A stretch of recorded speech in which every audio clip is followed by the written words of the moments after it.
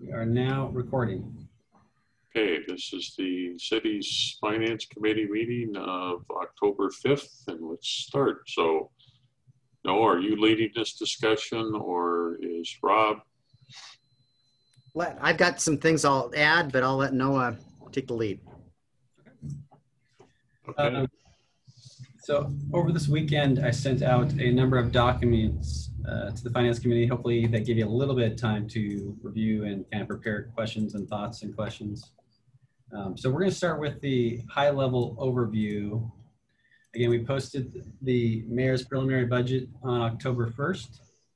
So we're meeting all of the statutory requirements. Plan is to meet with the finance committee now, kind of go through the preliminary budget and share where we're at with the goal of getting feedback from the finance committee and then preparing for the October 20th full council study session to present the preliminary budget. We'll take then the full council's comments, considerations, and direction at that meeting and then prepare for the final budget by the end of the month. So with that, I want to turn first to your tax dollars at work document. As we were able to go through, after fully vetting the budget, we went through and identified things that we thought were important to mention and that the finance committee would actually want to talk about and go through. A couple of these I put at the top as they are financial policies related, but I think this budget that we're proposing does a lot of good things. First of all, the finance department was challenged with, as we always are, coming up with current revenues to match current expenses to fully fund the city's budget. At some point in that process, we then started going through and identifying what we're calling one-time expenditures and relying on fund balance to pay for those one-time expenditures. Because the current revenue, as forecasted, was not sufficient to cover current expenses as originally projected. However, in those current expenses are elements of one-time expenditures. So it's appropriate for us to use one-time revenue or fund balance that we carry over from the end of 2020 to use for those one-time expenditures. So we were able to get to a successful balanced budget, and we did identify those elements that we're proposing to use as one-time expenditures. A highlight of this budget is that recently the council opined and set some financial policy targets for us. And this budget fully meets our working capital minimum policy targets for each of our operational funds of 001, our street fund, our water operations, storm, and sewer. Another plus of this budget is that it fully funds all the stabilization accounts by the end of 2022. So by the end of the budget, we will have fully funded all our stabilization counts and we'll not need to worry about that going forward. So those are two big highlights I wanted to point out as the council recently talked about these financial policies, and we were able to successfully put them into the budget and create a balanced budget. No, just out of curiosity, how much does that amount to? How much are we adding in there?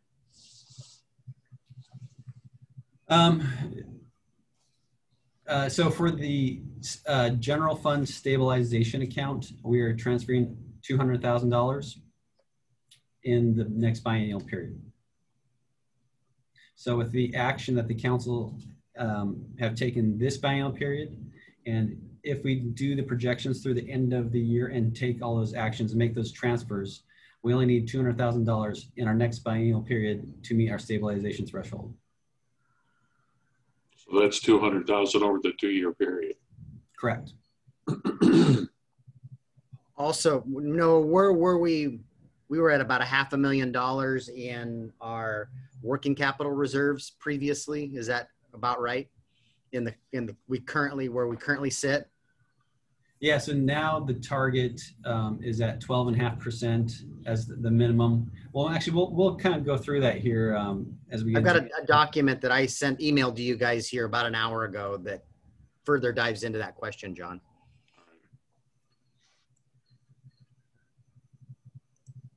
So I'll keep going through some more to keep us on pace. That way we can come back to and Kimberly pull the budget apart and look at everything you want to.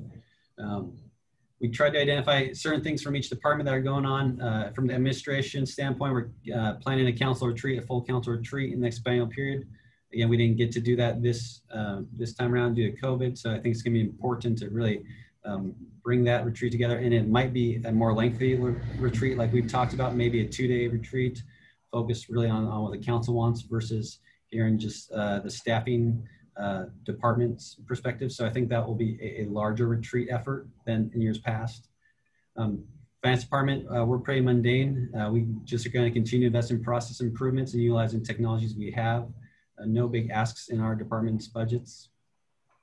The police department with this budget are really working towards becoming an accreditation.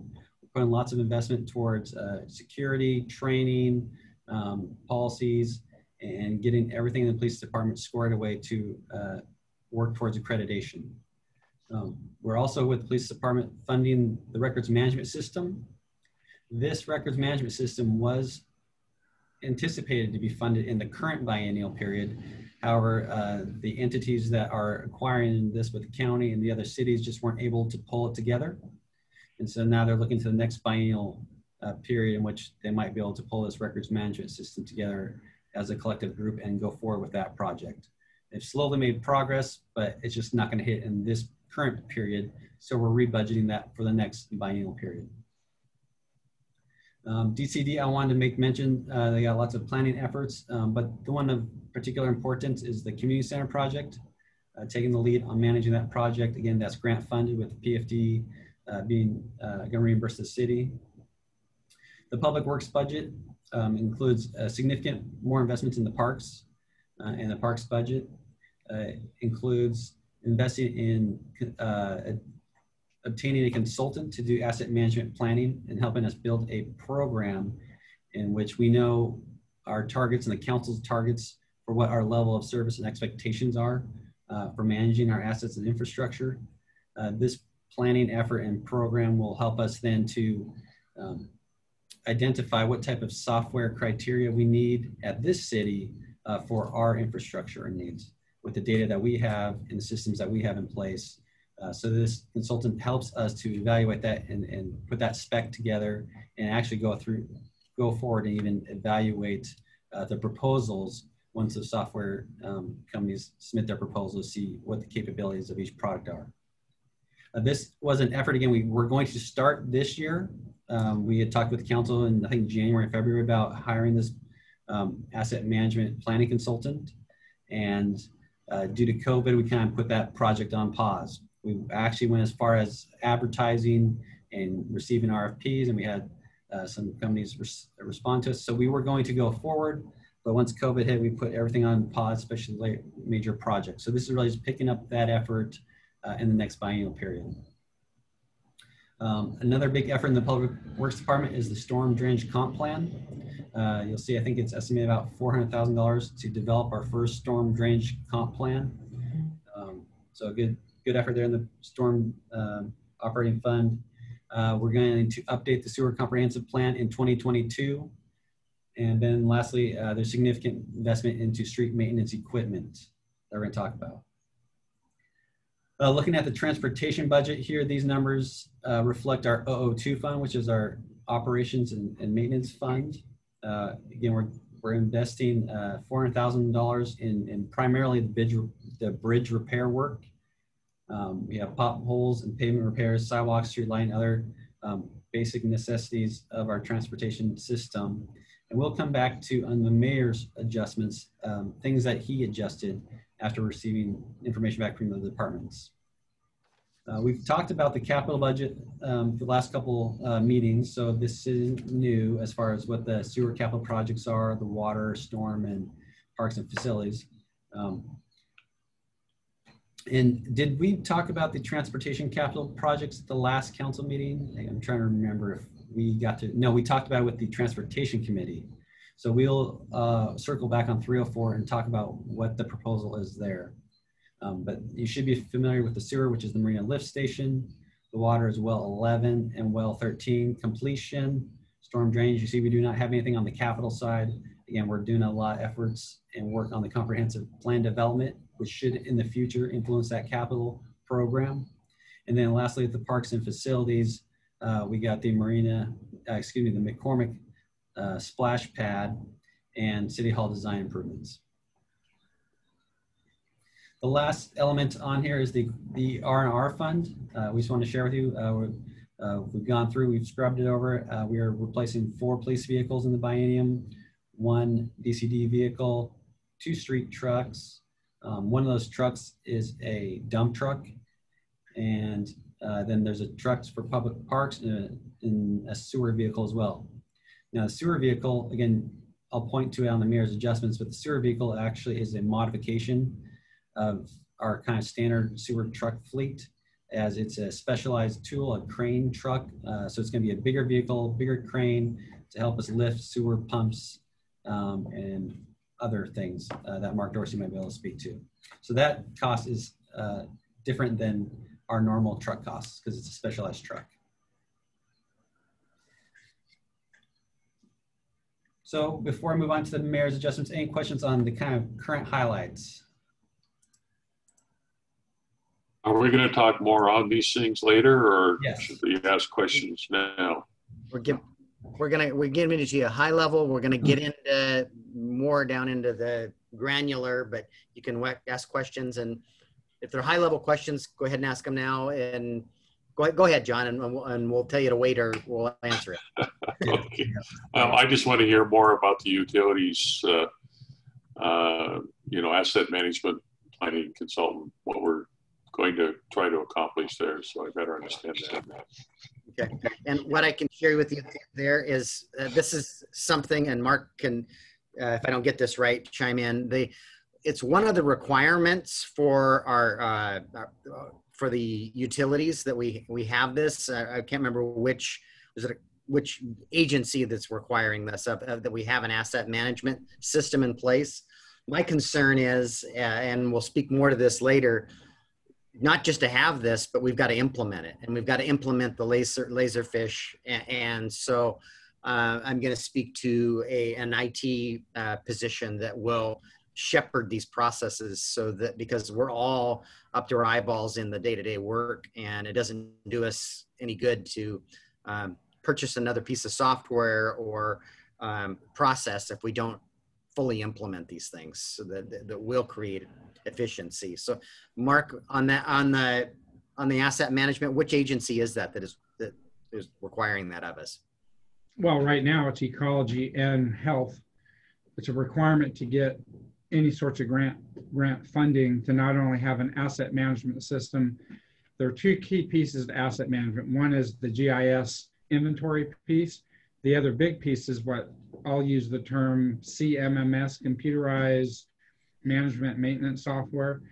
It's the piece that allows us to actually do payroll, schedule work, capture everything. That's the piece that all the agencies are requiring if we're to get any grant funding at all, to have CMMS as part of our asset management. So this is more of a software tracking kind of a system. I mean, we've gone through our comp plan updates to identify capital projects. We bought the pavement management system. We've done things. So I'm just trying to see how this all pulls together. This is more on the sewer and water side, primarily at this point, and it's mapping all of our GIS maps it all. Okay, and this is a management system. So for the life of things in managing these things, and then it's also the tracking system that we've done the things that we say we're going to do. And it's ultimately going to get to the point to where, and Jackie has actually run these systems at the Longview Water District that she worked at. You're actually going to create work orders, do payroll.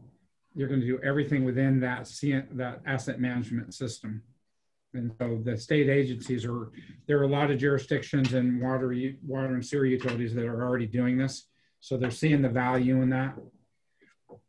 So they're throwing that carrot out on, if you want grant funding, you're going to have a robust asset management program.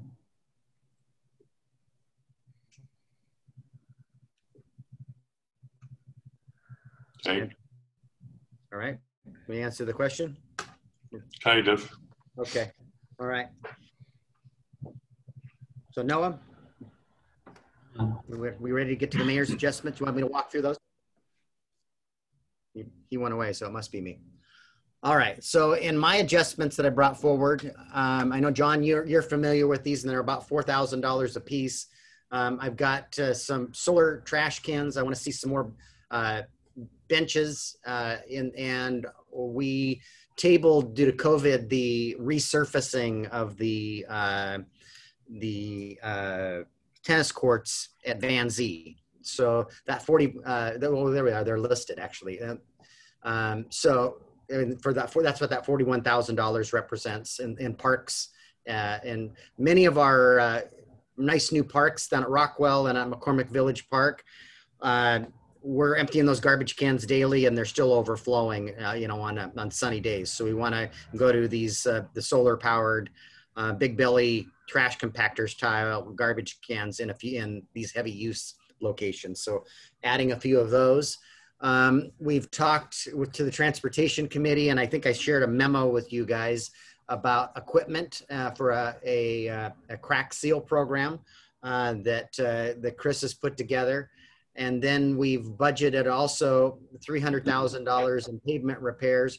Right now that's plugged in there, I think, is Lippert Street. But more importantly, right now we want to get dollars into the budget, let the transportation committee evaluate and recommend projects. We aren't married to any one of these projects. We're just trying to get dollars in there. And right now we're naming projects. Mayor, could you send me that memo on the cracks and seal program? I don't believe I've seen that. Yes, I will.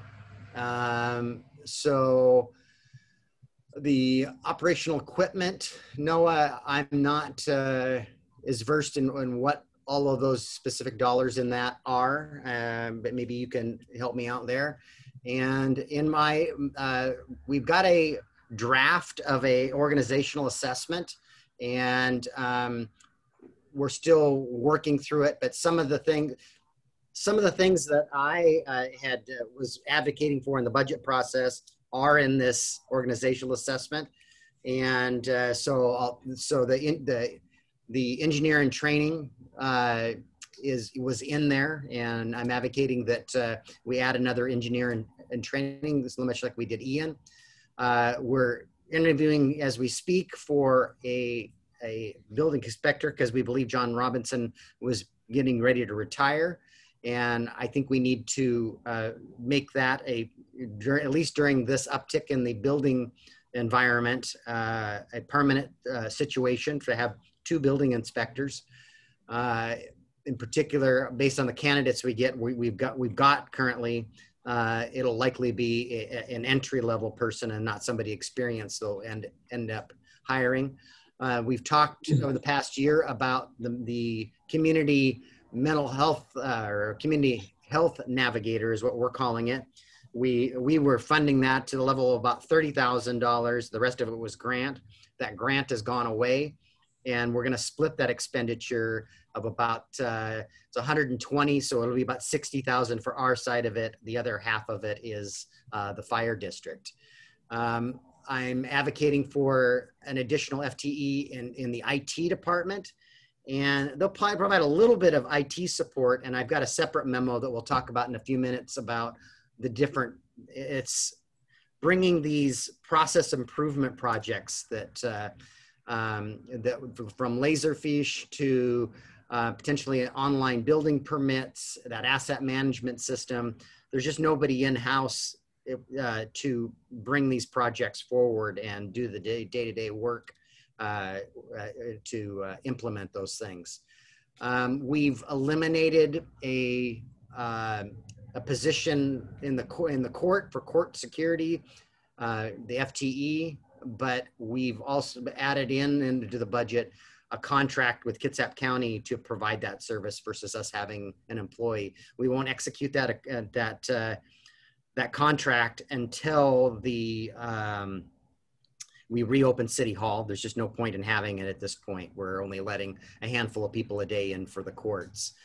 You can see there where the crane truck, We currently have a crane on the back of a 1-ton dually, utility box truck. We've in the past had somebody get injured and lose the tip of a finger. It's just not rated properly or the right type of piece of equipment. And we've added a number of sewer lift stations in the last couple of years, and we have more coming. And we have the need from time to time to pull those pumps or those generators, and we need an apparatus to be able to lift those things and do it in a safe manner. The Public Works truck, I think that's adding a new parks vehicle because we've got the summer hires and we don't have a vehicle for them to drive. Is that correct, Noah? Yes, that is correct. Yep. I have a question because we're talking about the blue piece of paper, right? Yes, we're on the blue portion of it. Where it says mayor's budget adjustments, those are already in what you've shown us, correct, Noah? They are. Correct. Yep. And then the bottom section, the mayor's budget adjustments, new requests, are those shown or not shown in what we're looking at? They are. They are. So everything there is what we're looking at in that preliminary budget. Yes, except for the yellow where it says mid-year review. Those are right. Calling out items that talking about blue. Blue, that's right. Blue are in the balanced budget. Okay, thank you. Yep. And so then we get to the mid-year review, and there's things that we've identified that we know are coming, but we didn't feel we needed to budget. Well, we'd like to budget for some of them now, but the court. Can I ask you a question before you go there? Mm-hmm. Just for clarification, I was a little confused. The new FTE for Public Works, you'd indicated that you had one in the budget and then you wanted, is this going to be 2 FTEs or? No, this is one. Okay. This is one new EIT. All and right. one building expense. You've approved an interim. I'm proposing to make that permanent, at least through this uptick in the building environment. No, I'm talking Public Works, the engineering one. So there's one new position there. Correct. One new position. That's right. Okay. Thank you. We added one almost 2 years ago with Ian. Yeah. Yeah, in the same process. Okay. All right. We ready to go on to the mid-year items? We're recognizing there's expenses out there that we haven't budgeted that we believe we can take on in the second half of the biennium, provided revenue's still there. The court should be close to their new software system. It's roughly 18 months out, we believe. And it might, as software systems, it's the state's doing it. We're not 100% sure that that's going to happen. There's an employee still funded in the budget. If you were looking for something to defund, that could happen, and there could be a little bit of money there. We've held on to that position because they haven't gotten their records management system. They don't want to hire that employee. They want to go this other route, but it still hasn't been delivered by the state. There could be some costs associated and we sat aside $70,000 this past year for that software conversion that at one point we felt could have been a couple $100,000. So that's a position they don't think they need if they get the records manager? That's correct. If they reallocated to cover this so that it is a covered project? That's kind of what we did in this last budget, mid-year review. We took $70,000 and put it into a reserve account, and we could do that again here mid-year this next year, leaving the FTE. That's kind of what Noah has done here, left it in there, and then basically in essence using it as a savings account as we get farther in the year, take the salary dollars and plug them in to pay for that software system when that bill comes. I suspect by leaving it there, it gives you the max flexibility of whatever you need. That's kind of what we thought. Yep. The jail bill's been way down, and Gary Simpson has imposed, all the mayors cried foul, but there's not a lot we can do, a 40% increase in the jail bill. So there isn't really, Noah's screen all of a sudden went blurry. there isn't right now, based on COVID, bars aren't open. People aren't getting many DWIs. So court cases are down, jails, so we don't know what, if the activity jumps back up and his 40% increases to the bed days holds true, we'll be short. So we know we have enough money to get us through the first half of the year. And we're just calling out that the jail bill could be a problem in the second half of the biennium. But with COVID, we're just uncertain. We did the Ruby Creek sub-area plan this year. We're working on the downtown master plan and that sub-area plan. That'll get finished next year.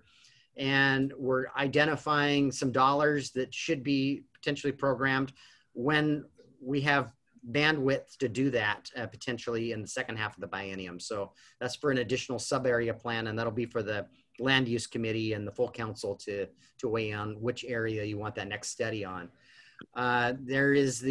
So we've got money in the budget for the study for selecting the right public work asset management program. And in the next half of the second half of the biennium, we're gonna bring forward a recommendation, and we think that's what it'll cost to have the software system. So the software you're envisioning is going to be $100,000. How much do you envision the study to be? I budgeted $100,000 for that, split amongst our street, water, sewer, and storm utilities. So it's a $200,000 project envisioned. Yes. Yep. I would say that 100,000 is probably just to purchase a software. It probably won't be ongoing. There'll probably be some sort of annual fee with that too, wouldn't there be? Yes. I would guess. Yep. So that's just a buy-in. That is a buy-in. Yep, you're correct. We have in the transportation, and there's still work to be done at the transportation committee. Right now, we have $500,000, 250,000 in each year, or 225,000 in each half of each biennium. It's identified as for the Ruby Creek area. Chris is going to continue to talk to the transportation committee. He's not convinced that's the best way to spend those dollars. Noah and I aren't as concerned about that as getting dollars in the transportation budget. And we're also advocating for, if our projections are correct, so we have dollars for the first $500,000 in the bank, and we want to wait until we see the actual, impact fees coming in before we start programming an additional $500,000. So there's $485,000 that's we're identifying for the phase 1 Bethel design, which is a 2-year process, which would be about $1 million for the full design. It's likely that Chris will weigh in this process for us to identify these projects differently. The dollars will be the same. It's just which do we want to get a project to 100% design so our grants compete better, or do we want to start another 60% design that won't compete as well for those grants? And that's kind of the argument. Chris, did I capture that correctly? I see you on line here too. He's just listening, I guess. Oh, Chris, there you go. There we go. So yeah, that's roughly in line with what I'm thinking. I just think we need to take a look and really, we want to get projects done, and we want to be strategic about our grant funding applications. So I think we just need to take a little bit deeper look and figure out what our best strategy is. So the challenge of that is the transportation committee doesn't meet till the end of the month. We're meeting in 2 weeks with the full council on this budget process. We'll be probably too far down the road in the budget process to make amendments based on the transportation committee's recommendation. So, if you want to think about it today, or if you have strong opinions of it today, it doesn't hurt to voice those, whether you want more partial designs or whether we should prioritize and bring one of these to 100% design, is as Chris is speaking to, but it's really.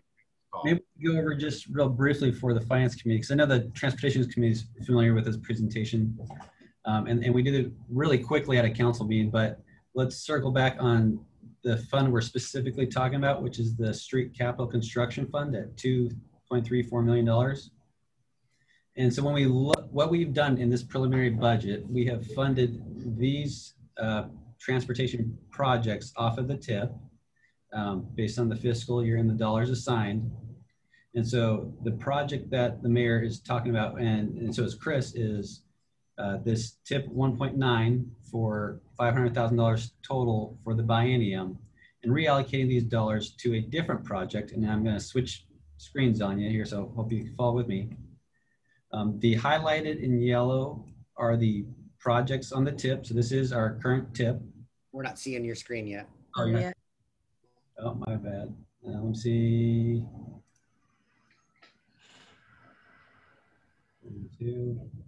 Share. So we took this to the transportation committee and worked with staff on this. This is our current 6-year transportation improvement plan. And from this plan, we identified the highlighted projects as being important and projects we could fund with current resources, which means it's current fund balances available from our impact fee fund. What we're talking about now, seeing where we're at in the process, is we were waiting on 1.3 and 1.4 for news on grants, if those would be available for these projects, and all the other sources of funding that we would have to reallocate to fully fund these projects. Now we're looking at, with the guidance of the Public Works Department, this particular project here is the Bethel Sedgwick Phase 1 Corridor Project, where in this plan, it has roughly $500,000 in fiscal year 2022. And so what we're discussing is, should we reallocate this $500,000, which we have in the budget for this 1.9 Sydney Road Southwest design at 60%, to this 1.3 instead, because we didn't get the grants here, but this appears to be a more significant project. So what transpired is when we created this document that you're looking at, we felt we had grants in play, and one of them was likely to fund phase 1 there. We've learned we didn't get that grant. So now Chris is advising us, maybe we don't want to spend another money on a 60% design. Do we reallocate those those two 250s into an earlier portion of that on project 1.3, which is the phase 1 Bethel design? So that's the decision point. And so we still have the Anderson Hill Roundabout project grant. It's sounding like we're likely going to get that because they're some of the questions that they're asking us, and it'll have a $250,000 match to it, but it's an award of it'd be $1.7 million. So we can use the Bayside mitigation dollars and some other restricted dollars to fund that. So, and we don't have to solve this today. We're just elevating the conversation. I know Chris is going to elevate that conversation with the transportation committee, and we'll raise this again in a week and a half or 2 weeks out at the work study. Moving on here, we got $1 million. So I think in the next week or so, we will get the ability to proceed on the Bay Street pedestrian pathway. We have $1 million in federal money for right-of-way acquisition. We think we're going to be short. We don't know how, we won't know till we get the appraisals. And Noah and I have identified about a $3 million potentially shortfall. It's probably REIT funds. At least we hope they'll come in that well. And we'll need to make a decision about that in the second half of the biennium.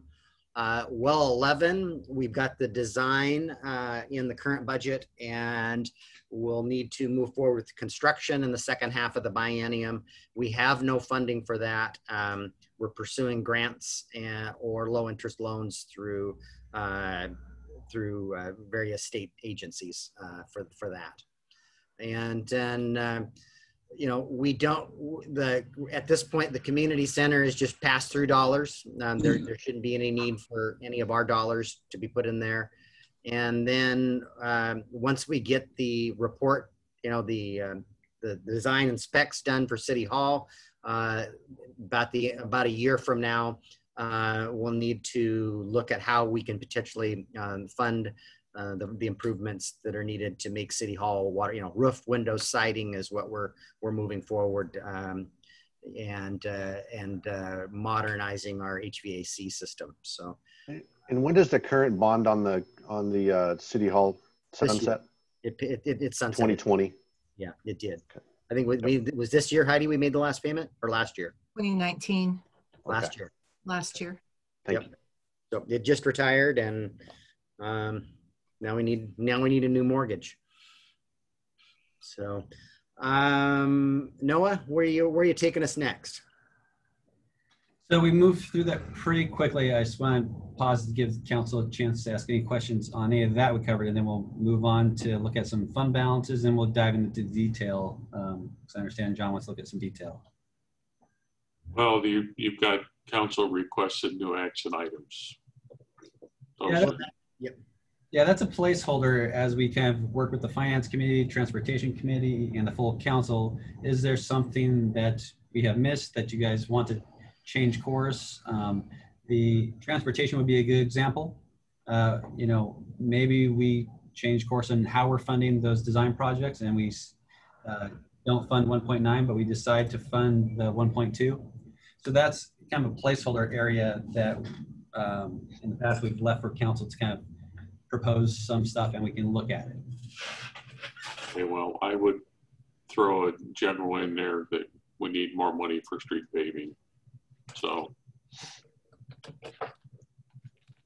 we can move on from there. Okay.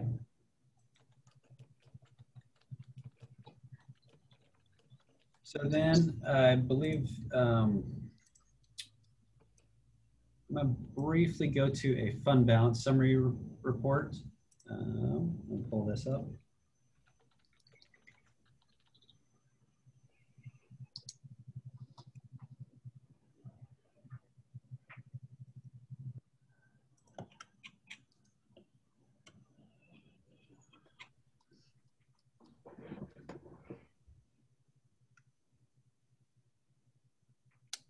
I'm looking for that report, John, that you asked me about.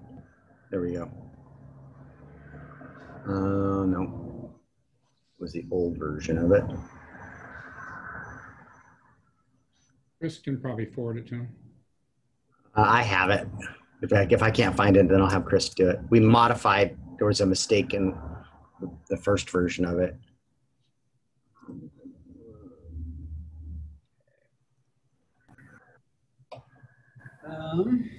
Yep, I got it. So I just wanted to show the Finance Committee a comparison of the 2019-2020 biennial budget versus the 21-22 preliminary budget, just for perspective and fund balance.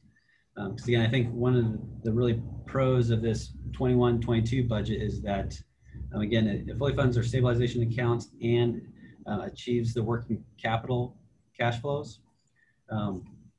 And we didn't necessarily have those in place when we adopted our original 19-20 budget.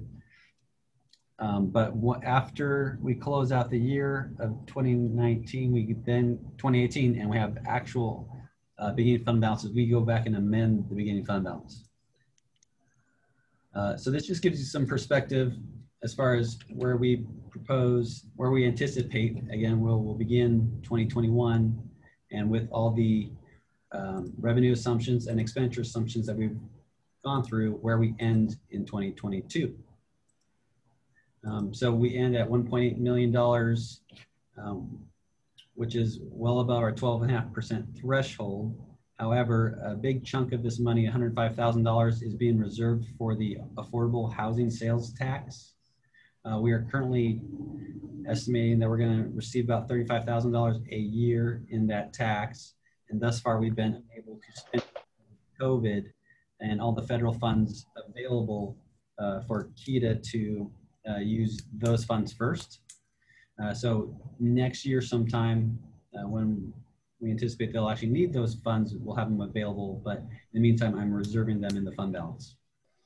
Those are the $1,406. Remember that we contracted with KCR. They've gotten such a large amount of federal dollars that have a short fuse on them. And so they haven't asked for any of they've been communicating with us and haven't asked for any of those dollars from us yet, from our funds, because they don't have time constraints to them. No, I have kind of a basic, and I'm just not making the connection here, so maybe you can help me.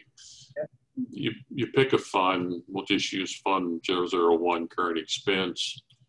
You show an ending fund balance at the end of the 1920 period of 1.3, and then the beginning fund balance of 21 being different. Why would that be different? One was what we budgeted back when we wrote the other biennial budget. Now I think this is what we're forecasting to be at. So there's difference between the original budget and what we're currently pacing for. That's what I'm reading into. Yep, that's absolutely correct. One's a budget figure, one is taking into consideration the first 9 months of this, well, I guess the first year to date through September, and then the remainder of the year, where do we think we'll end 2020? Right. So I was going to ask the question, Noah, just high level, where's that coming from? So we got about $2.6 million differences. How much of that is revenue that's outpaced the budget, or how much of it is expenses that I guess are savings? It's a combination of both, as you would expect. You know, we're saving on the expenditure side, and we've been pretty aware of that ever since COVID hit, to be, you know, conservative on the expenditure side. And then revenues, sales tax have actually been coming in above projection. So that's been really a positive boom for the general fund. Hey, Noah, this might be a good point to that document that we just looking at, that 001 fund, because I asked a very similar question this morning about fund balance and the general fund, and I could either share or you could. I'll let you share. Okay. Let me. All right. Let it try. All right. Here we go. So, I think this speaks very well to your question. Are you seeing my screen now? Mm-hmm. And the yellow. So that 105 that's highlighted at the top is the 35,000 times 3 of that $1,406 that we were just talking about. Those are in the general fund, but those are restricted dollars that can only be spent on affordable housing. The unrestricted dollars is this $17.66 million. And the Noah spoke earlier about the 250,000-ish that we finally are making the last payment of our stabilization fund. But now we've talked about having working capital funds, and we had about 5% or $500,000 historically and we talked about those new policies that 5% wasn't enough, and that we wanted minimums of 12.5. We'd like to get 17 to 25%. Okay. So this budget, we are funding. So this is a use of cash of about a difference of about $700,000 to get to that minimum working capital requirement that we discussed earlier in the year, for a total $1.3 million. To get to those next two benchmarks is 450,000 and then 900,000. We are not meeting those benchmarks with this. We're being very conservative. We've gotten CARES money. We're deploying that out there. And we're fairly confident, although Heidi sent the first batch for $265,000 to Commerce, and they changed all their forms, rejected it all, and we have to redo it all on their new forms. So we're holding back $400,000 to make sure that, because we haven't gotten paid yet, and we have to satisfy on audit requirements from Commerce. This is money that in the next half of the biennium we can very easily reprogram, provided that we get reimbursed from Commerce. But it won't happen before the end of the year, I don't believe. So does that kind of, so this is our ending cash balances, I think speaks to that better than that other report does. Does that bring more questions, or did it answer your question? No, I think it makes sense. I think where I would go next would be just looking at our sales tax revenue budgeted for, kind of where we forecasting to end this biennial budget and what we're forecasted to bring in the next biennial would be interesting to see real quick. Okay. And speaking to that, I can speak to it some, and Noah can correct me or I'm wrong or add more information.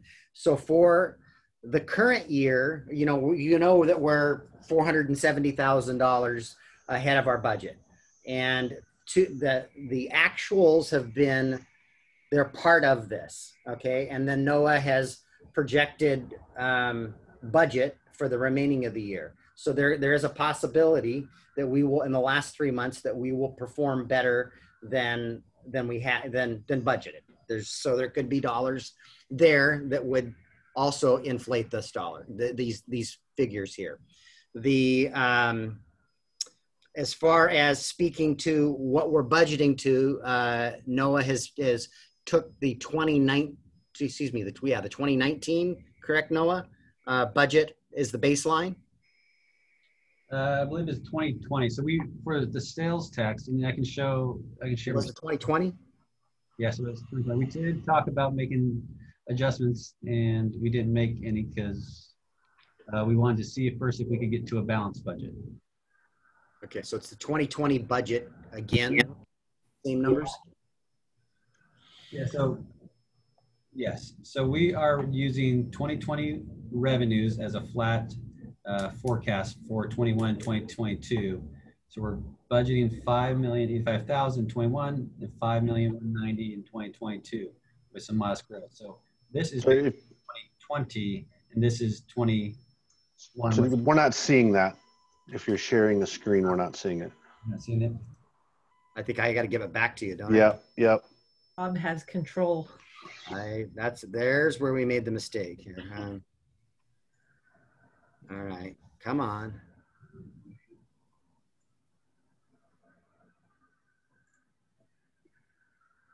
Meeting controls, come on. Sorry, guys. I do that every time. I can never figure it out. I'm clicking on it, but it's not letting me. Stop sharing your screen, Rob. Yeah, I know. I can't get to that function is the problem. There you did. You just did it. Did I do it? Yep. Yes. I don't know how I did it, but I did it. All right, Noah, you in control again? Yeah, I'm back in control. All right. See this now.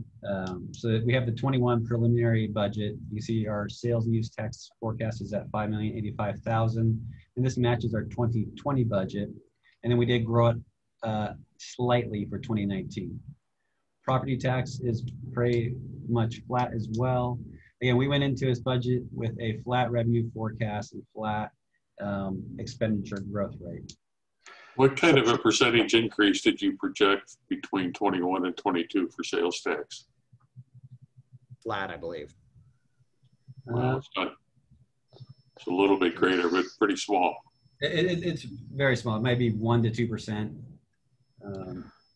So, and what will our actual collections be in 2020? Well, okay, for what we know, the actuals we know, and then if we just were to hit budget for the next few months that have not been reported yet, what would our revenues be for 2020?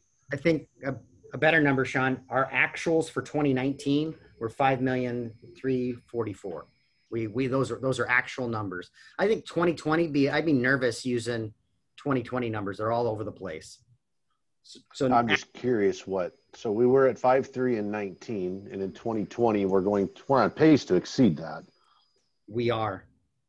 by 6%. I think we're at 6 already. Yeah. Yeah, and what makes this budgeting season different and challenging, at least for me, is you know, COVID really has played an impact on a lot of other communities and how they're moving forward. A lot of them are not projecting growth in sales tax; they're projecting cuts. They're also doing furloughs and layoffs. So every community is just slightly different. And we've talked about this. We just haven't seen the big sales tax hit. So it kind of puts you in a position, where do you see your crystal ball going? Are you following the state and all the other communities with a decline in sales tax? Do you think it's going to be flat, or do you want to take some revenue risk and have a growth factor that is strong? We took the approach that we're going to go with a flat revenue and a flat expenditure and see if we can balance the budget with all the goals and objectives kind of identified. And then if we couldn't, then we would have the discussion, do we want to take on revenue risk to achieve additional goals or policy objectives? Well, Noah, on the what you're using for a basis is really what has been budgeted for collection, not actual. Correct. Now, this year's actual, we had a pretty dramatic drop in sales tax in March, April, didn't we? We only saw 1 month down, John. Was it March or April? It was in the beginning of the year. January, February, March, April. We got it in May, so 2 months before that. And then March. Yeah. March, yeah. Down 1% for $4,900. Other than that, and Beck asked me this question last week, you know, what sectors are we seeing in? And I talked to Corey, and they're exactly the sectors we've been discussing and thought they were in. It's housing, construction. The most recent month, you remember, we're 2 months behind. It's lawn and garden. You know, it's our hardware stores, and it's consumer goods. And so it's people shopping local. So it's really where we thought it was, and I've confirmed that. Yeah, so hopefully you're seeing my screen, and I finally got the sales tax spreadsheet to pull up and for this conversation. September was, again, another great month in sales tax collections for us. We're about $83,000 over prior year. And the mayor just talked about some of the driving factors of that sales tax increase. So year to date, we still have 94% received of our biennial budget with 3 months to go. So we're sitting in really good shape with actual growth of 6%.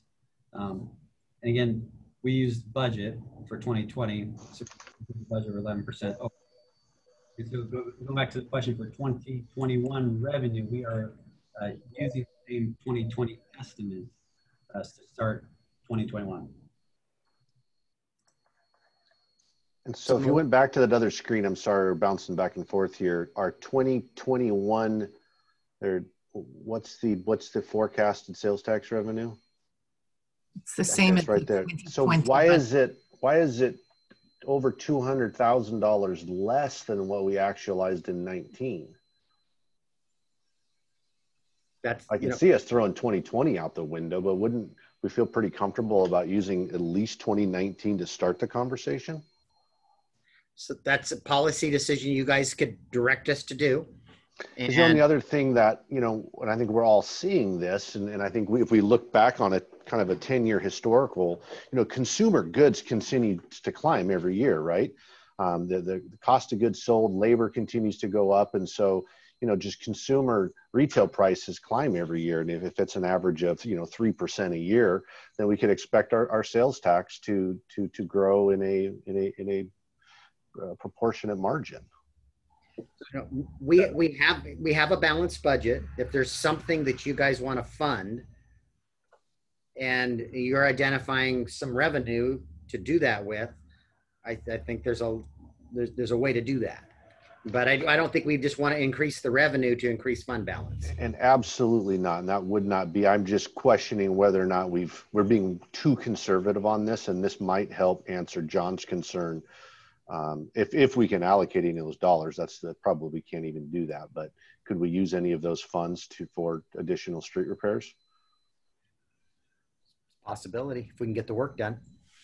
Sean, to your question, hopefully you can see my screen. I have the 10-year history up here. You see it? Yep.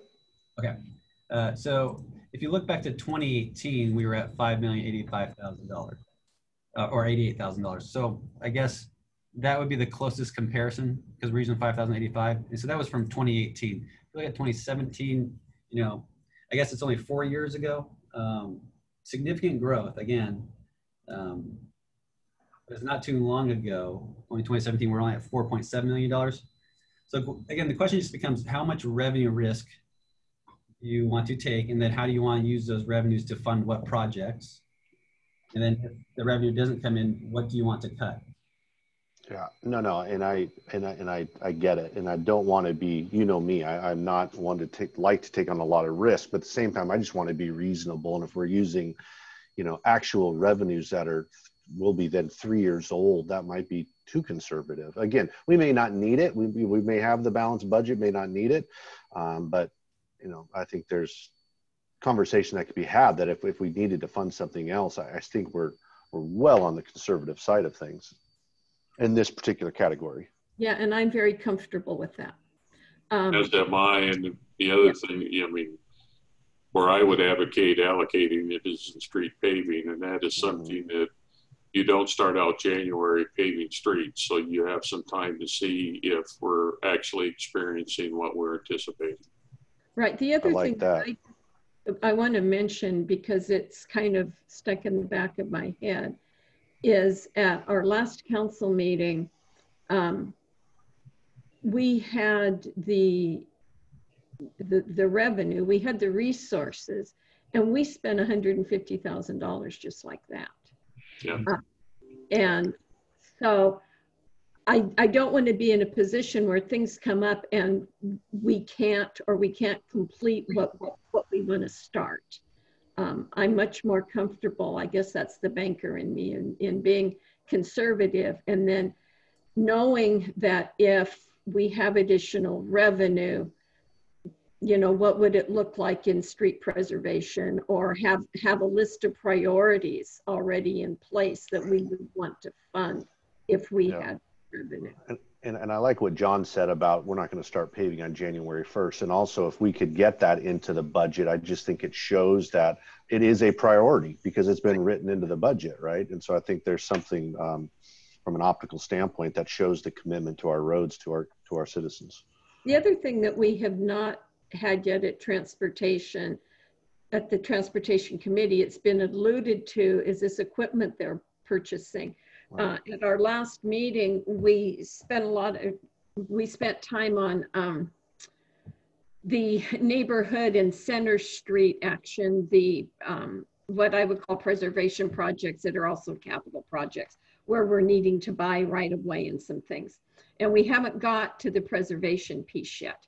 But when we talked a little bit about the budget, it was brought to our attention that Public Works is wanting to buy this equipment that is going to help in the preservation process. Mm-hmm. So we haven't been fully informed on that yet. So I don't really know what that looks like.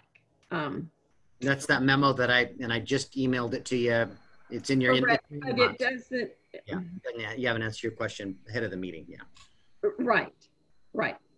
So anyway, so that's kind of where I am. If all of the important pieces that our department heads feel that is included in this budget so that they can do their work, I'm fine with using the more conservative revenue approach. But if they had items that said, you know, we really need this or we're not going to be able to function, then I would look for additional revenue as to how can we do that. But if they can function efficiently with the money that's there, then I would prefer a more conservative revenue approach. I think back for me, that sounds like maybe a question to staff. What I can say is, as part of this budget process, I had to update our Public Works memo, and that basically establishes the docket for the next 2 years and then what we accomplished over the last 2 years. I can tell you that the docket that we have planned for the next 2 years is really scary from a can we get it done staffing standpoint. Okay. We are going to try our best to be doobies, but I don't think there's no way we could add more to our plate. I'm concerned that we're going to even be able to get done what we have currently budgeted, just from a staffing standpoint. The other thing that was just an eye-opener to me, because I haven't done this for a long time, but when I looked at the preliminary budget that Noah showed us, and he has line items for salaries, and then directly under that, he has a line item for benefits. We're paying basically 45% of our salaries and benefits, or adding to the salaries 45% in benefit costs. And I don't believe, Noah, that that's even accruing dollars for unused sick leave or vacation leave or anything when people retire. I think that we still have a liability there that we're not accounting for. Yeah, we don't factor in all employees' vacation and sick leave banks as if everybody's going to cash out at one time. We do, however, choose an employee in each department and use them in the budget as a potential retiree cash out person. And I'm just going to pick on Dale in the police department now, since we know he's about to retire. So in the police department, we would have chose Dale because we had rumors, indications he was going to retire. He has a very large sick and vacation and holiday leave bank. So that would be a conservative one employee to choose for cash out. Now, what we don't factor in is the fact that we lost Jason, the sergeant. We're cashed out another employee. So there was a number of employees in the police department that we left service that we had to cash out. So we don't catch them all because I just think you just kill your budget if you did that. Right, right. You select one high rate employee, at least have a placeholder for the event when somebody does retire or leave the city services. So we got a couple in there, and we do know a couple of people that are targeting retirement during this biennial period. And so those are the employees we've kind of used as our target. It just, you know, it's a liability for us. And the other thing, I think my real aha moment was, in addition to salaries, our benefits cost us 45% of the salaries. That, to me, that's just a huge number. Yes. And you Welcome to the world of the public sector. Yeah. I know. Since you touched the salaries and benefits area, I've got some notes here too I'll share with you. One, this budget builds, we have union contracts, and we normally offer our non-reps whatever the Teamsters get.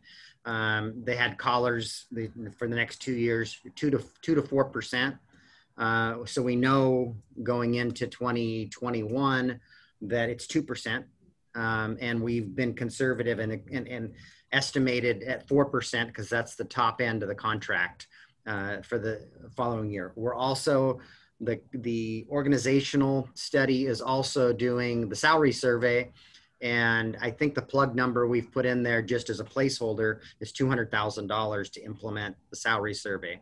A couple of folks that come to mind that I think are under market. One, I think we need to promote our HR coordinator to a manager, and we're paying our IT manager about low 80s. And I think the industry's, my gut tells me the industry's higher than that. But we just did this 4 years ago. I don't think we're going to be grossly out of line. We went 10 years last time, and it got us in trouble. But we've put some dollars aside too for those surprises that may come from the salary survey. So your budget does include a wage adjustment for non-reps of 2? 2 in this current year, and we've budgeted because of the maximum amount of the collar at 4 the next year, but it's just a placeholder. Yeah. Okay. Just a quick comment, just for all of us to remember moving forward that, we are still a small city and we have departments and positions where we have individual team members that could easily be recognized. I think we just should be cautious using names or titles when we're talking about wages and benefits. Just wanted to throw that out there. It'd be pretty easy to understand who that person is. Yeah. Okay. So I want to go back to a question you said before, is that if the department directors, submitted everything, and you could support the budget, we did our best to fund everything that the directors requested, and we walked through it all with the mayor. And honestly, we didn't cut a whole lot on our first blush. We looked at the reasonableness of the asks and what goals they were achieving, and did we think they could do that? And they, you know, the directors of each department, you know, made their case. And then after that, we went back and said, okay, can we fund this? You know, looking at current revenues projected and utilizing incoming healthy fund balances, could we balance the budget? And that's the place where I wanted to start. If we had got in the prior biennial period, we actually didn't get there. We could not get the budget to balance with current revenues and the fund balance. So we actually asked departments to make cuts, and we removed stuff from the budget. And if you recall, we put most of those things on the mid-year review. And so we had a very long mid-year review list in our last cycle. In this cycle, if you look at our mid-year review list, it's pretty small. And now the dollars are large, primarily due to well 11 at $6.6 million. And then the Bay Street pedestrian path at $3 million. But the number of items is fairly small compared to the prior budget process. So what that told me is that we were actually pretty successful in developing a fair, reasonable budget. Again, we set out the expectation with all directors. This is a flat budget, flat revenue, flat expenses, except for those things that are kind of out of our control that grow, and do your best to allocate within that those numbers. And if you can't, make your case, and then the mayor will evaluate and he'll decide to fund or not fund. And again, I don't think we didn't fund anything. I think we funded most everything on the request and got to a good balanced budget. And the reason I say it's good is because I'm looking at the end of 2022 and I'm seeing us hitting our working capital targets. And from a financial perspective, that's all I've ever said, right? Do we fund stabilization? So we have solid reserves built in. We did great work with the ENR, the prior biennial budget, so we're taking care of all our capital equipment. So now it's about capital projects, which we're working through grants, loans, all those kind of things. And then, you know, our employee base, how are we growing employees? And you'll see in this budget, we're adding 3 or 4 employees, and we're still, again, projected, this is all budget numbers. We're projecting to end with solid, reasonable, fair fund balances. So I felt like this was a very balanced, successful budget after considering all the things that we included in this budget. And I guess I'd like to add, Noah, that I think council members, at least speaking for the Public Works Department, I think I've always been, and as a department, we've always been very responsible to the wants versus needs. I don't think we've ever been frivolous and just wanting a bunch of stuff. And so what we put forward was really kind of, because we understood the restrictions and it was a want basis. And as far as our additional staffing, that was really trying to be strategic on 2 main issues. One is being able to keep up with workload, and 2, we have we're going to have an employee that's going to be out for an extended amount of time. So it made much more sense just to go about it with the FTE that we already have and fill that position rather than hire a consultant. So again, we're trying to be very strategic on what we put forth, and knowing that we have the staff to actually complete those tasks.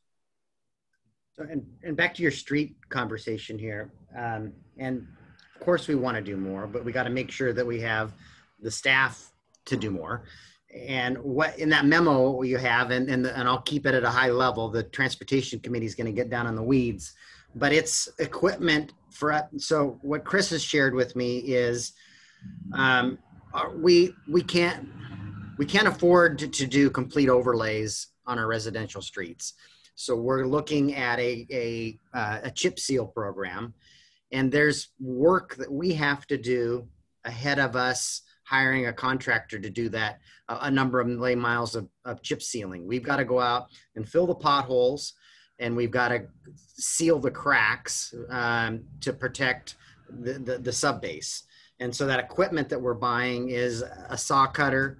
It's a tow behind apparatus that applies tar to cracks, and they'll allow us to spend this next biennium doing a number of Band-Aids, you know, and so that the surface is ready for potentially in the next biennium that we do, you know, a $400,000 to $600,000 chip seal project over a number of lane miles.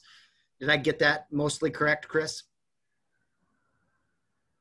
Yeah, I think that's the approach. That's, well, good explanation for that. You know, a lot of these chip seals we can use too are in neighborhood streets that don't have a whole lot of curb and gutter, some of the older streets, as well as some of the more busier streets. Yeah, and we've got the additional 300,000 that could be for Lippert Street, but it might be for some other priority that comes through a process through the transportation committee. So Noah and I really work to just get dollars in there. We'll let the council's committee process drive where we spend those dollars. Just out of curiosity, I very much appreciate what you're saying, but what's it cost to do an overlay compared to a chip seal? I know two good examples, recent examples, at least in my terminology, overlays. The county has done on Clifton Road between the two city limits at the juvenile center and out to basically the Anderson Hill. And they've just recently did Jackson Avenue from the top of the hill up from 166 out to, I'm not sure how far out. I've gone out as far as Lund Road. I think it went out to maybe Salmonberry, but how much are we talking about when you say we can't afford that? So the big thing with the, you know, if chip seal is an appropriate surface treatment for the location, it can be done for considerably less, largely because the preparation required is much less. If you get into asphalt overlays, the cracks tend to propagate through, and so then you end up doing a lot more mill and fill to make sure you're successful. So it can be as much as a third of an overlay and still get you a good 15 years of service life. So the service life is the big thing. You know, out where I live, the county redoes chip seals Tiger Lake Road. They have to do it every 5 years because it just goes away. So you've got to kind of manage the cost of it versus the longevity of it. And then you've got to look at, you know, what you're really trying to achieve. So it's not a straight linear answer, unfortunately. And I have a pretty good feel for it. I mean, I've had, you know, over a decade of experience at Bainbridge doing this. So I know when we need to do, you know, chip seal patching and, you know, what kind of crack sealing work needs to be done in advance to make sure that those chip seals are going to last a very long time. So, but, you know, chip seal is not the answer to every solution we need. We'll need a mix of overlays and chip seals going forward. Yeah, and I guess it's one important distinction too is, you know, Bainbridge Island is an extremely rural city.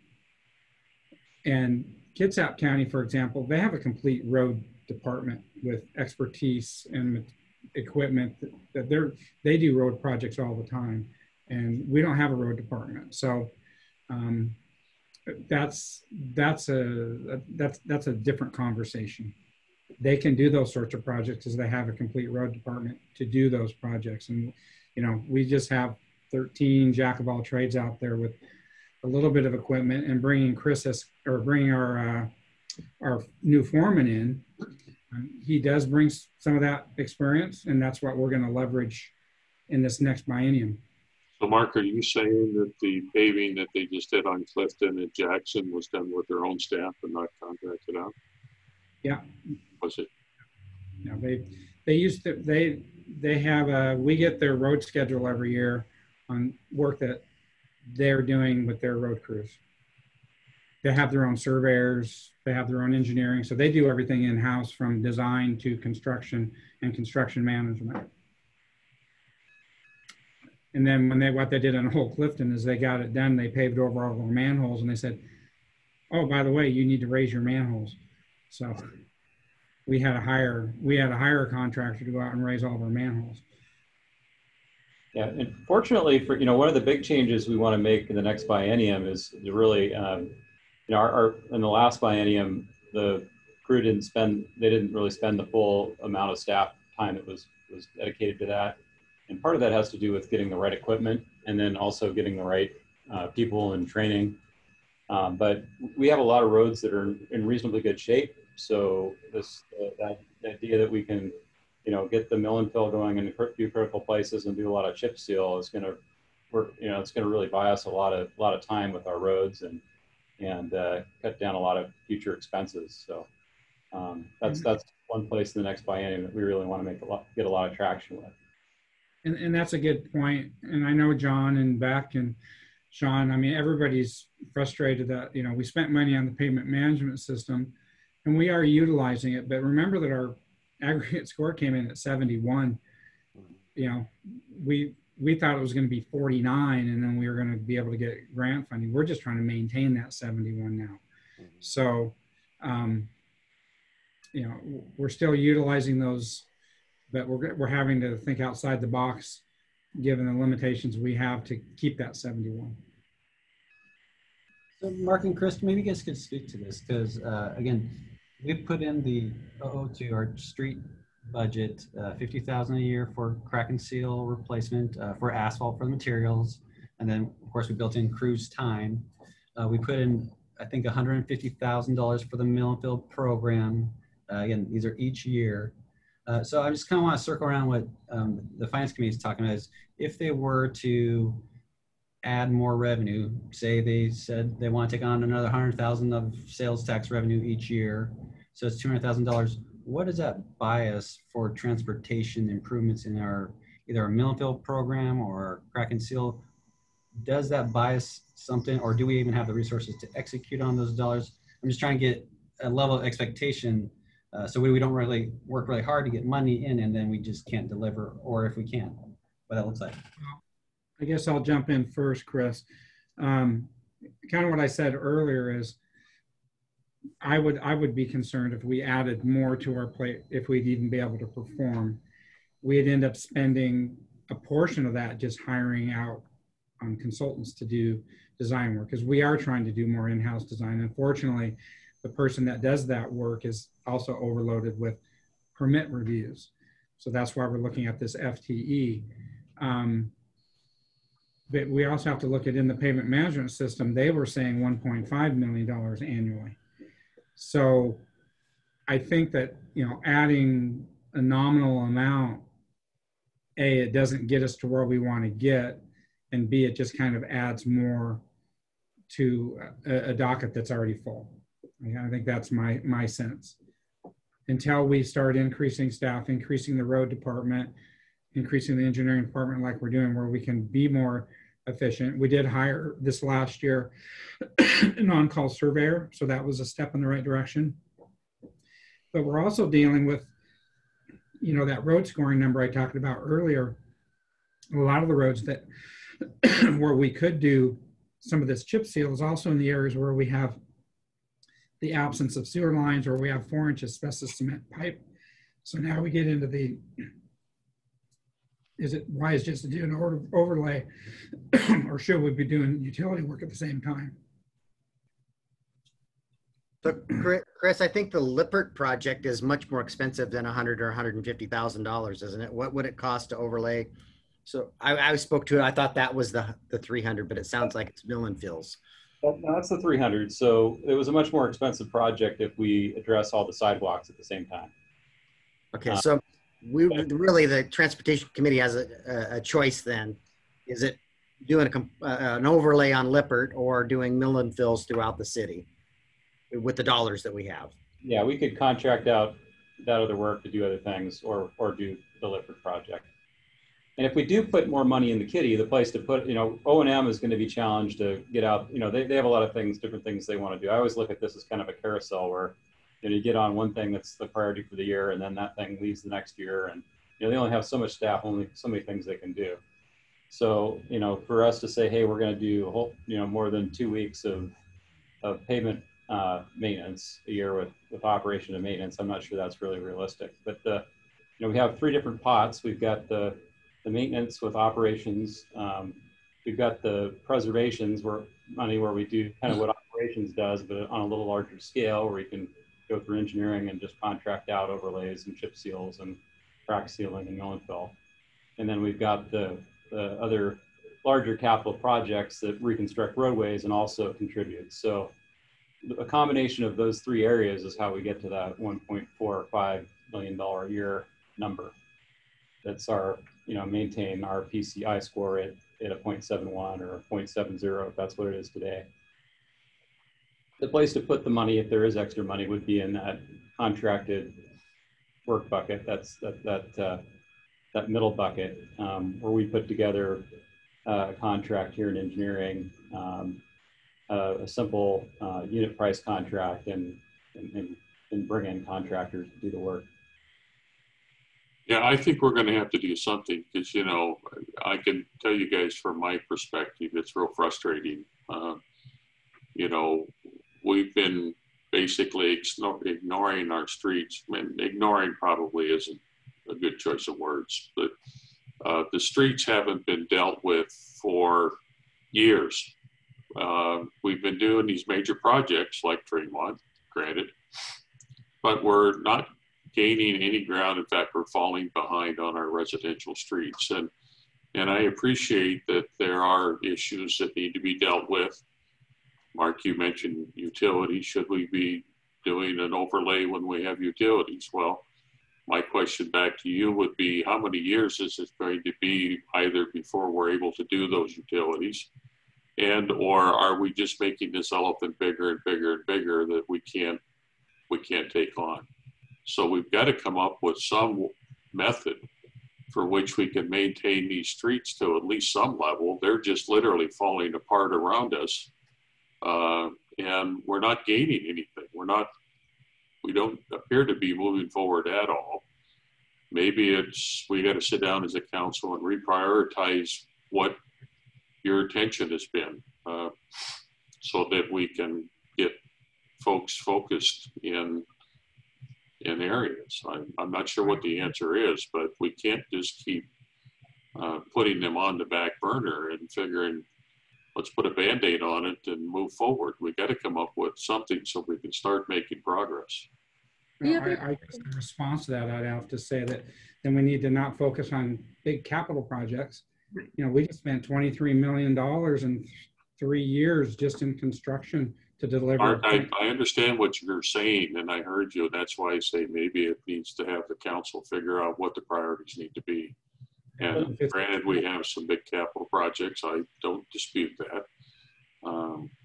But we're also a small city. We've got to figure out what we can do. So, Beck, you were going to say something? Well, yeah, I was going to be just a little more focused in that the next time there's federal funding available for that award through the county, there's a bucket of money for preservation.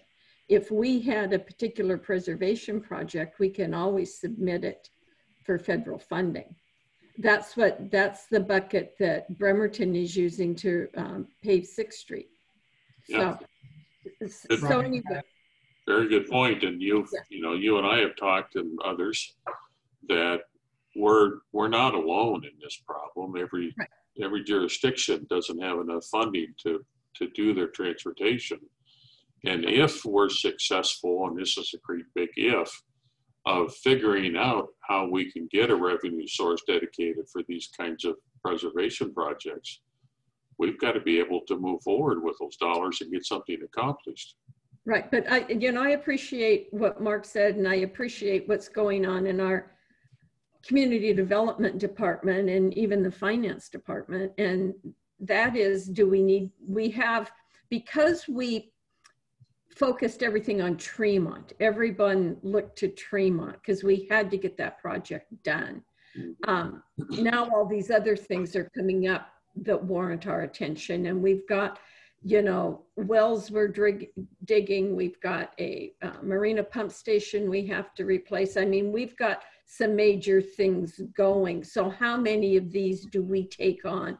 How, like you said, how do we prioritize that so that we have the resources, and they don't have to just be financial. The human resources are also important to how we actually accomplish these things. Yeah, and I'd like to add that, again, one big difference. So the county and the city of Bremerton, again, they have the ability to go for this. We've never, federalized preservation money. Right. But Kitsap County and Bremerton they have administrative authority to manage their own federal funds. We don't. So if we were to federalize preservation, we'd have to hire through WashDOT, we'd have to hire a team to manage the construction, the design. So we're going to spend a big part of that money just on administration. And they also have their own road crews that they can do that work. So again, as much as I would love to dip into that preservation money, I'd much rather if TIB gave preservation money out, because there's less strings attached. I think we're not going to be efficient with federal preservation money until we're large enough to have our own administrative authority. And that's just the reality. Right, that takes us to another conversation, which we don't need to have in this budget one. But John, that's what our smaller jurisdictions with the RPTO are talking about. So, yeah.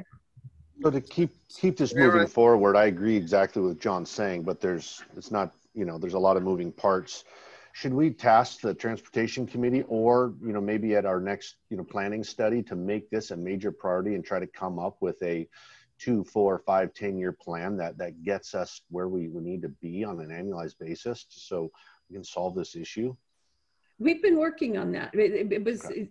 The presentation that Chris has been giving to us. One was our major capital projects, and then the last one was our centers, neighborhoods that were going to require right-of-way acquisition, and then he was going to move into preservation. So we haven't got all of the foundation yet, Sean, to do that prioritization, but that's what we're working towards.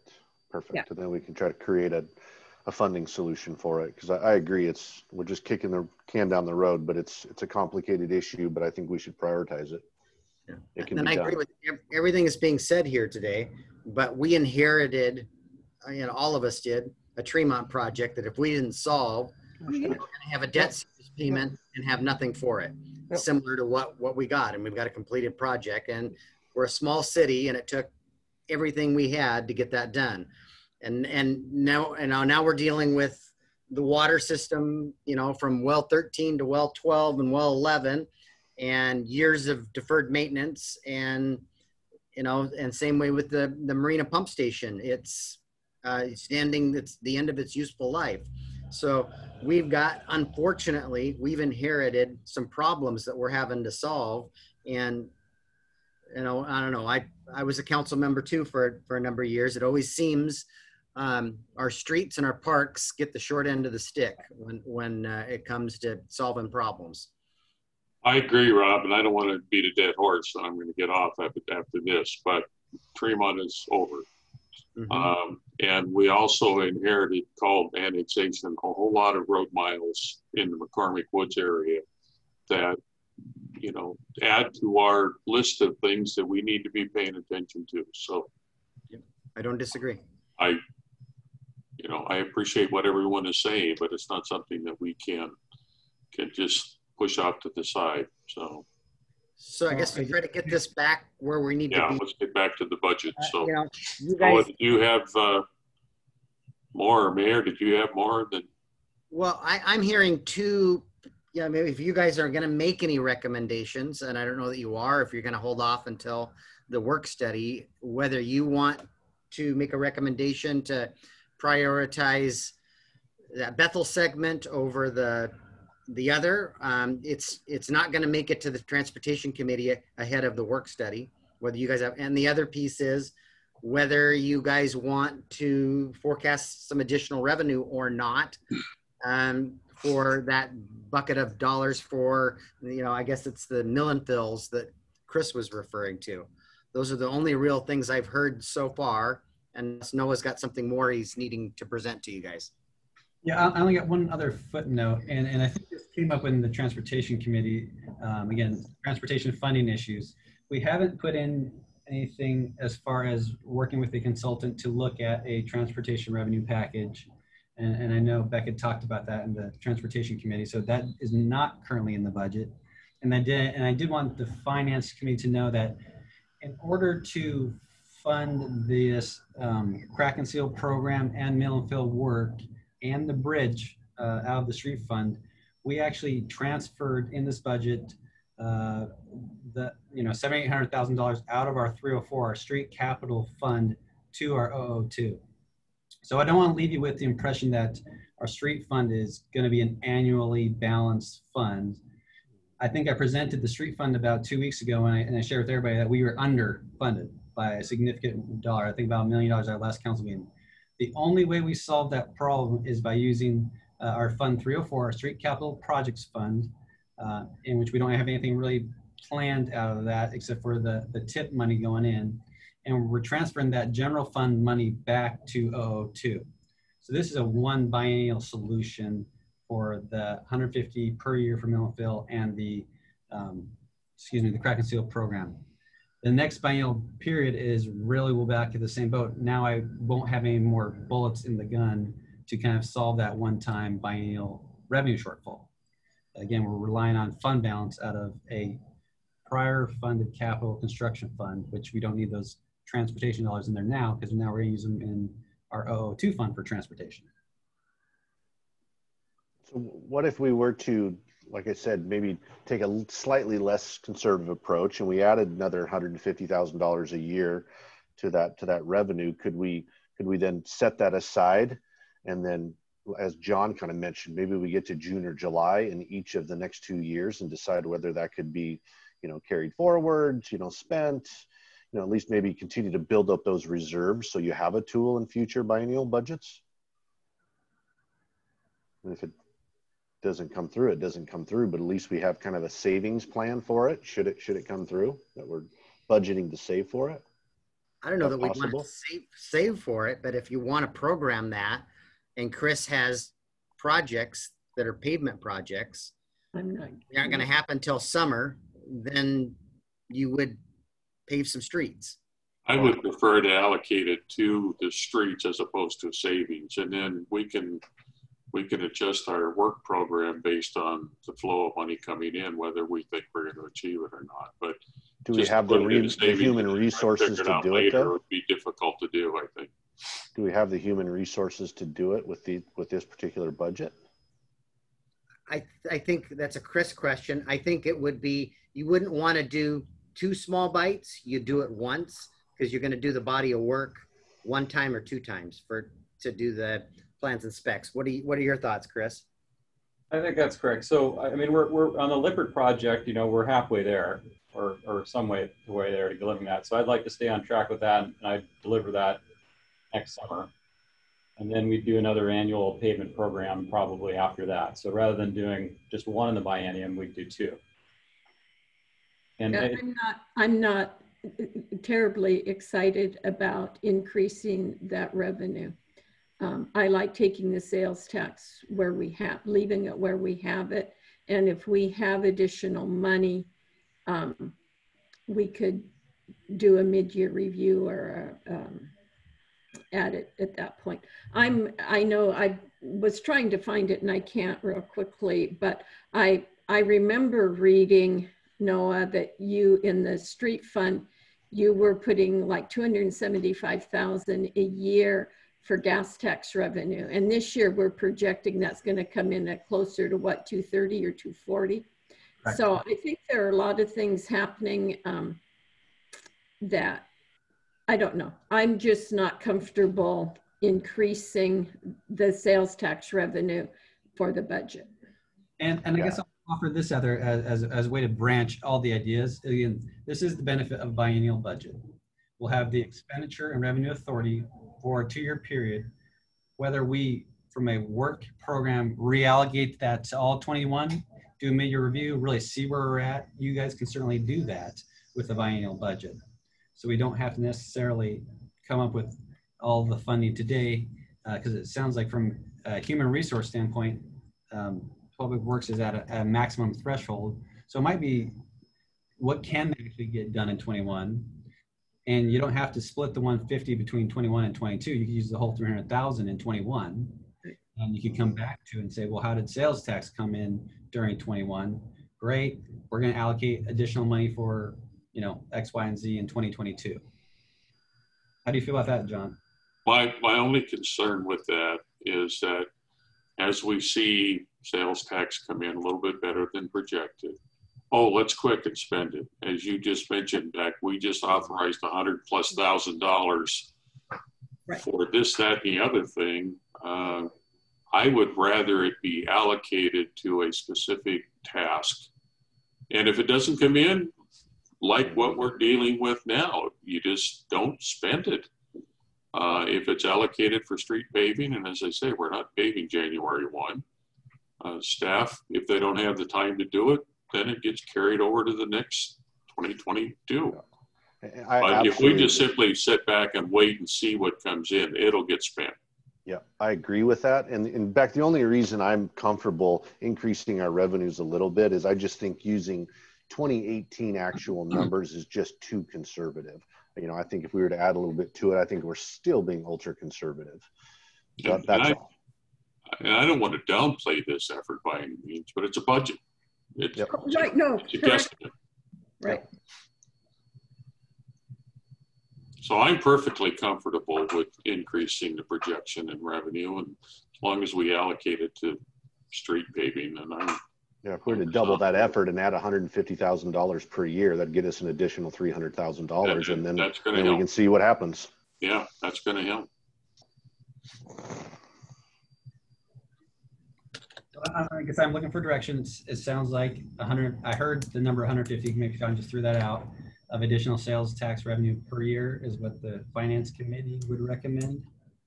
Yeah, so up from 5,085 to add 150,000 a year to that over the next 2 years. Well, it's that way in 2021, 5.1 and change in 22. So add 150 to each year. Yeah. And then dedicate it to street fund preservation. Preservation. Let the transportation committee do their work and bring back the recommendations. Yeah, no, that's, of course. Great. And you know, we also spend a ton of money on the street pavement management system, so that should go into it as well. Yep, absolutely. And by adding 150, you're not taking it all the way up to 2019, and we're kind of splitting that. And so yeah. I could support splitting it. I was not going to be able to support taking it all the way up. No, I want to remain conservative. I just think we were ultra conservative, so we have a little bit of room that I feel good about. Okay. I agree. It sounds like there's your direction, Noah. So that was one of the discussion points. Do you have an opinion, or do you want to remain silent on prioritization in the capital side on those designs? There's nothing wrong with it. Yeah, I think that I think the dollars need to be allocated, and I don't know that you have to put a project with them. I would like more information to come to transportation before. Yeah, I agree. I mean, we've got the dollars in there. Yeah. If I were to have to decide today, I'd rather have 100% design, but there could be reasons why otherwise. So let's allocate the dollars and then let's work through that. Mayor, is there anything more you need? I mean, you went through some of the things that you were proposing to do with staffing, and I don't know if the committee has anything that they want to bring up and talk about, or. There's a couple of other small things that I think I touched on this, are promoting our HR person. That's going to come as an item from this organizational study. Another one, and this will be maybe we'll add this to the mid-year review list. There's a recommendation in this body of work. We have permit clerks, 3 of them, and they're saying that with additional certifications, those permit clerks can do low-level planning tasks and removes, take some of the lower level work from our planners to take some of provide them some relief. So it'd be something along the lines like we did with the EIT position, where we've got various steps, and when you get the different certifications, you're eligible for a different step. So that's something, they're going to need to, we have to, create those job descriptions, but I think that's something that we should consider for the mid-year review. It could be a way to get more out for a little bit. We can get a lot more out of some existing staff. And then we're still working through our HR needs some clerical assistance, and we're working through that right now. We've got a workaround right now because we're not open to the public, and I've basically lent that person to the HR, and I'm still working through how that'll look and if we need to make a change in the org chart, but it doesn't affect the dollars in the budget though. So I'll be probably back to talk about the org chart with that one. That's other than that, I've talked about all the other position changes. I'll give you my opinion on your position. Go ahead, Beck. I'm sorry. I was just going to say, because of the discussion we're having today and the fact that we're bringing this forward to the work study in October, am I correct in assuming that we're not going to have the meeting that we normally do with the full council and the department heads? No, I saw a schedule. Yeah, we will. And this is kind of how we did the last biennial budget. We actually brought the preliminary budget to the full council, and we brought, and again, at that time, we had a much longer mid-year review list, and we had actually much longer finance committee recommendations to changes to the budget. So this one so far is pretty straightforward as far as what the finance committee is recommending. So we bring forward the preliminary budget with the suggested changes from the finance committee, and then Beck, as you know, a transportation committee member, you can weigh in on anything on the transportation side, just because I don't know if we have a meeting scheduled before that. But then after that, we will schedule the meetings with directors and the full council. Okay. And I were talking about what format that's going to look like. It might not be an all-day event. We might use the whole week and kind of piecemeal this together with the different departments, because we're going to have to rely on Zoom again for this. So we're not sure, and maybe this is an opportunity to get some feedback from the finance committee if you guys have a preference on an all day long meeting, or if we schedule these throughout the last week of October. And what Noah had sent out to me tentatively is somewhere between the 21st of October and the 30th of October is where we'll be ready to have those meetings with council members and the department directors. So do you have a preference? What's the date on that again? Somewhere between the 21st and the 30th. So Wednesday, the 21st to the 30th. So I don't have a preference, whatever works for the group. And would you prefer an all-day Zoom meeting, get everybody hammer through it, or would you prefer it to kind of scatter it over the week? I'd scatter it, but that I'm one, whatever John and Beck think, or the rest of the council. What's going to be easiest, you think, to get council together? I think that's the issue. I think if we scatter it, more people could participate in at least some of it versus maybe having to miss the entire thing. Okay. True. Yeah. I'm open to whatever. I would go with what the council asked for at the work study. Yeah. Suggest. Some would argue that it's better just to take the whole day off and get it done with versus trying to fit it in throughout the week. So I'm open. I'll do whatever. I'm open to. Let's see. Let's bring that up to the full council, and we'll put that on the agenda to put a schedule for that together. Could you guys? I'm just looking at my calendar and trying to fit something like that in. The best day I'm looking at is probably the 28th. But if we're going to bring the whole council to this, Rob, I think this conversation is best fit at the work study. So maybe bring your recommended dates to the full council. Doesn't do us any good agreeing on something here when we got 4 people not present. I guess since we got this finance committee and the mayor on the line, though, we could target a number of people that work for this group, and then we could share that with the rest to see if we can capture a few more. That 28th, 29th, 30th, I've got morning commitments that should be done by 10 o'clock. And then pretty much I'm wide open thereafter. Yeah, right now I have flexibility on those dates as well, the 28th, 29th, and 30th. The 29th, I am booked at 1 o'clock. Talk about transit budget. 28th and 30 are good for me. Okay. Yeah, and I would just mention that the Transportation Committee meets on the 27th. So I would prefer it if it were after the 27th. Yeah. Okay. All right. So targeting the 28th and the 30th, maybe after 10 or 10:30 in the morning. Perfect. That works.